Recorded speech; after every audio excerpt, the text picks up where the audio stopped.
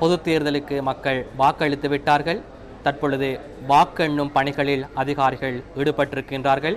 விறுவிறுப்பாக வாக்கெண்ணும் பணிகள் இடம்பெற்று வருவதாக அங்கிருக்கின்ற எமது செய்தியாளர்கள் குறிப்பிடுகின்றார்கள். குறிப்பாக வாக்கெண்ணும் நிலையங்களிலும் தேர்தல் முடிவுகள் சம்பந்தப்பட்ட தகவல்களை வழங்குவதற்காக எமது பிராந்திய செய்தியாளர்களும் அலுவலக செய்தியாளர்களும் தயாராக இருக்கின்றனர்.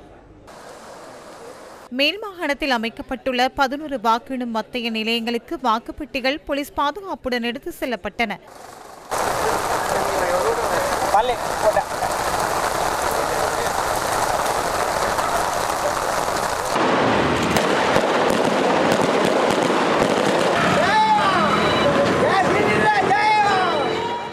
கொழும்பு ராயல் கல்லூரி மற்றும் DS சேனாநாயக்க கல்லூரி ஆகியவற்றில் அமைக்கப்பட்டுள்ள வாக்கெண்ணும் நிலையங்களுக்கு வாக்குச்சீட்டுகள் அடங்கிய பெட்டிகள் இன்று மாலை எடுத்து வரப்பட்டன.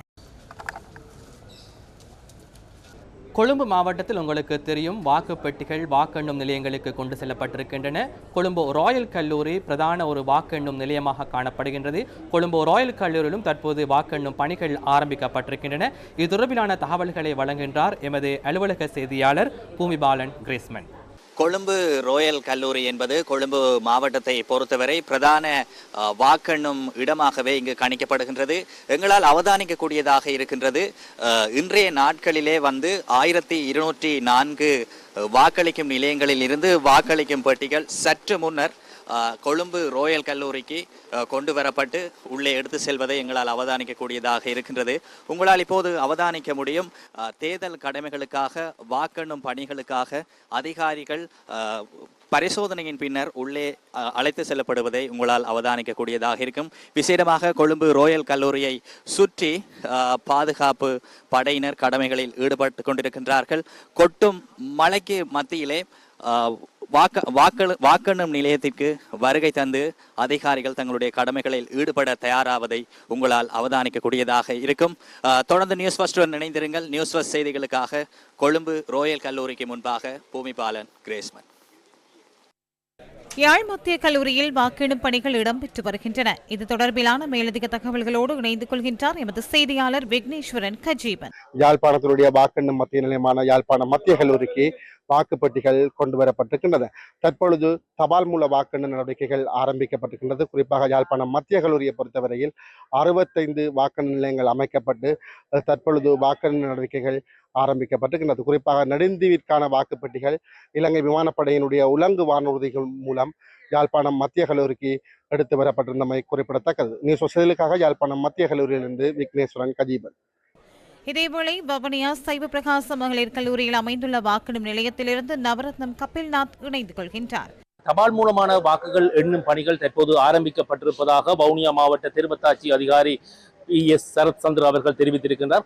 குறிப்பாக வவுனியாவிலே 18 வாக்கு எண்ணும் நிலையங்கள் அமைக்கப்பட்டு அங்கு வாக்கு எண்ணும் நடவடிக்கைகள் தற்போது ஆரம்பிக்கப்பட்டிருப்பதோடு திருகோணமலை விபுலானந்த கல்லூரியில் அமைந்துள்ள வாக்கெண்ணும் நிலையத்திலிருந்து தகவல்களை வழங்குகின்றார் சிவபாலன் ஹயக்ரீவன். திருகோணமலை மாவட்டத்தின் வெவ்வேறு பகுதிகளில் உள்ள வாக்குச்சாவடிகளிலிருந்து வாக்குப்பெட்டிகள் பிரதான வாக்கெண்ணும் நிலையமாகிய விபுலானந்த கல்லூரிக்கு கொண்டு வரப்பட்ட வண்ணம் உள்ளது.